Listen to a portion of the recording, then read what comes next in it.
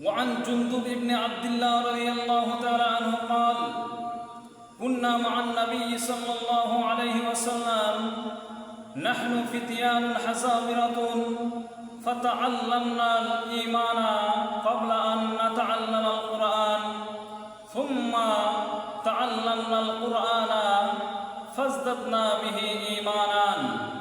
হযরত জুনদুব ইবনে আব্দুল্লাহ রাদিয়াল্লাহু তাআলা আনহু থেকে হাদিসটি বর্ণিত। উনি বলেন যে আমরা রাসূলুল্লাহ সাল্লাল্লাহু আলাইহি ওয়াসাল্লামের কাছে অবস্থান করেছিলাম, আর আমরা সক্ষম এবং শক্তিশালী যুবক ছিলাম। আমরা প্রথমে রাসূলুল্লাহর কাছ থেকে ঈমান শিখেছি, কোরআন শিখার আগে ঈমান শিখেছি, এরপর আমরা কোরআন শিখেছি।